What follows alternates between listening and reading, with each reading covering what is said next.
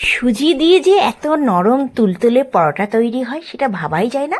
ময়দা আটা ছাড়া একদম নরম তুলতুলে আজ বানিয়ে নিলাম সুজির পরোটা। এইটা আপনারা ব্রেকফাস্টেও খেতে পারেন, রাত্রেবেলা ডিনারেও খেতে পারেন। অসম্ভব লোভনীয় হয়, একবার বানিয়ে দেখতে পারে। নমস্কার বন্ধুরা, বেঙ্গলি নাগরাতে আপনাদের সবাইকে স্বাগত। তা চলুন শুরু করা যাক। প্রথমে আমি 1 কাপ নিয়ে নিয়েছি সুজি। 1 কাপ যে কোনো সুজি আপনারা নিতে পারেন। মিক্সারে 1 কাপ সুজি দিয়ে 1 কাপ জল নেব। যতখানি সুজি হবে ততখানি জল। আপনারা যদি 2 কাপ সুজি নেন তাহলে 2 কাপ জল। 1 কাপ সুজি নিয়ে আর জল নিয়ে আমি মিক্সারে ভালো করে আগে মিক্সারটা চালিয়ে ভালো করে আগে পেস্ট করে নেব। পেস্ট করে একটা বাটির মধ্যে আমি ঢেলে নিলাম। তারপর এই মিক্সারের মধ্যে কিছুটা জল দিয়ে দেবো, 1/2 কাপ জল দেবো। প্রথমে 1 কাপ জল দিয়ে মিক্সারে দিয়েছিলাম, এবার 1/2 কাপ জল দেবো। দিয়ে ব্যাটারের মধ্যে আমি দিয়ে দেবো। 1/2 কাপের থেকে কিন্তু বেশি দেবো না, 1.5 কাপ জল যথেষ্ট। এর থেকে বেশি জল দিলে ব্যাটারটা বেশি পাতলা হয়ে যাবে। দেখুন আমি দিয়ে দিলাম, আর দিয়ে ব্যাটারটা দেখাবো। ব্যাটারটা কিন্তু এরকমই হওয়া চাই। এর থেকে বেশি পাতলা হলে যখন আমরা তাওয়াতে দেবো তখন হয়তো ছিঁড়ে যেতে পারে। এর জন্য এর থেকে বেশি আমি পাতলা করব না। আচ্ছা, এটা আমি ভালো করে ব্যাটারটাকে ভালো করে মিশিয়ে আমি সাইডে রেখে দেবো। নিয়ে নিলাম 2খানা ডিম। আপনারা মেম্বার হিসেবে কম বেশি করতে পারেন। 2টো ডিম আগে আমি ফাটিয়ে নেব।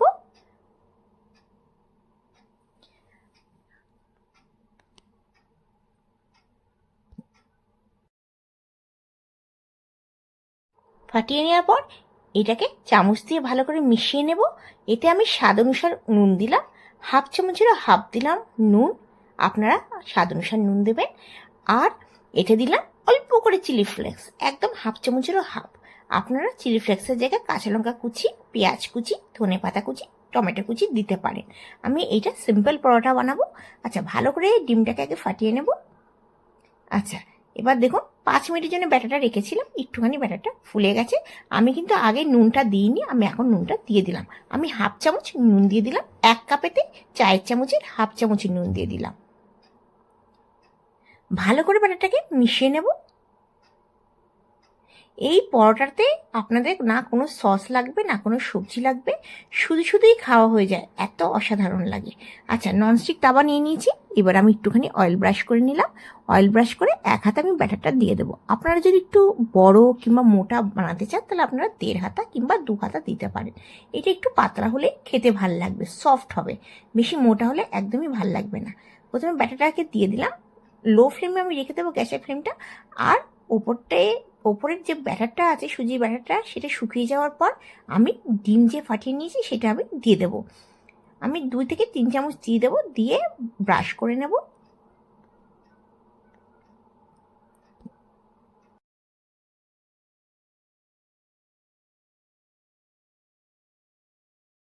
আমি 3 চামচের মতো ডিম দিয়ে দিলাম।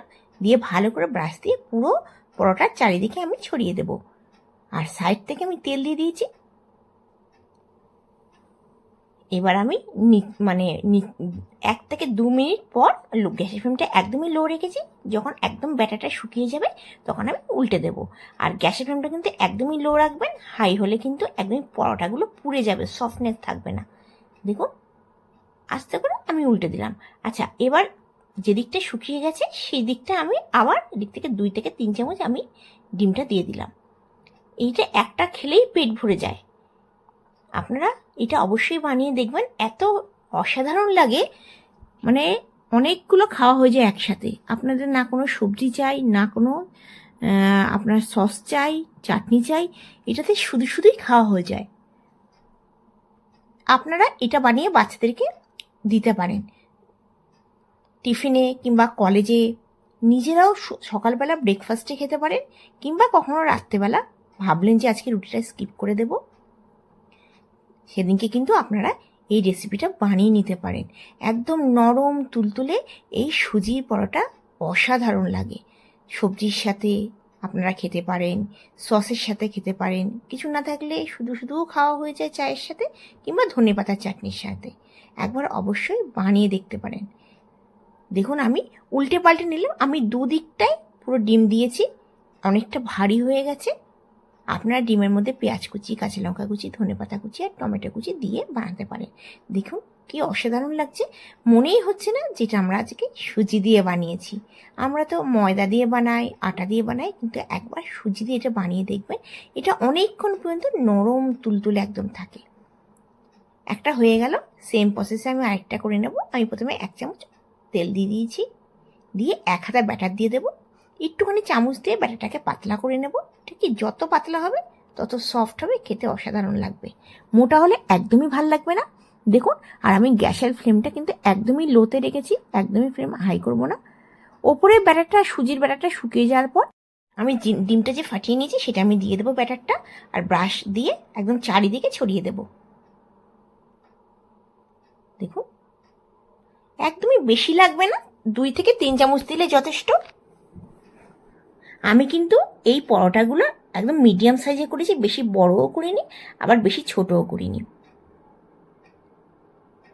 আর সাইড থেকে হয়ে যাওয়ার পর আমি 1 চামচ একটুখানি অয়েল দিয়ে দেবো। এই পরোটাগুলো একবার বানিয়ে দেখতে পারেন, অসম্ভব লোভনীয় লাগে, কিন্তু খেতে কিন্তু অসাধারণ লাগে। সকালে খান, দুপুরে খান, বিকালে খান, যখন মন চাইবে একবার বানিয়ে খেতে পারেন। আপনাদের যদি আজকের এই রেসিপিটা ভালো লেগে থাকে অবশ্যই লাইক করবেন, বন্ধুবান্ধবের কাছে চ্যানেলটিকে শেয়ার করার অনুরোধ রইল। আর যদি ভালো লেগে থাকে আমার চ্যানেলটিকে অবশ্যই সাবস্ক্রাইব করবেন। আপনারা আমার ভিডিওটা কোথা থেকে দেখছেন জানালে আমি ভীষণ খুশি হব। আমি তো আগ্রা থেকে ভিডিওটা বানাচ্ছি। গরমকালে রান্না বান্না করতে একদমই মন চায় না, কিন্তু খুব সহজে যদি ব্রেকফাস্টে একদম হালকা রান্না হয় খেতে কিন্তু অসাধারণ লাগে। আপনারা কিন্তু এই পরোটাটা দই দিয়েও কিন্তু খেতে পারেন, টক দই দিয়ে। এই সময় গরম, টক দই দিয়ে অসাধারণ লাগবে খেতে, কিংবা দইয়ের মধ্যে একটুখানি চিনিও দিয়ে খেতে পারেন। দেখুন, আমাদের খুব সহজে তৈরি হয়ে গেল সুজির পরোটা। একবার বানিয়ে দেখবেন, আপনাদের বারবার বানাতে ইচ্ছে হবে। বাচ্চাদের তো ভীষণ ভাল লাগবে, ভীষণ সফট।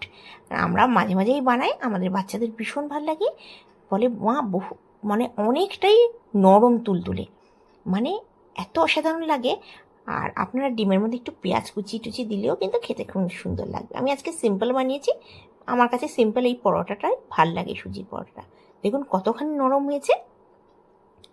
আপনারা অবশ্যই বানিয়ে নিজেরা খাবেন, বাচ্চাদেরকে খাবেন, কমেন্টসে জানাবেন ভালো লেগেছে কিনা।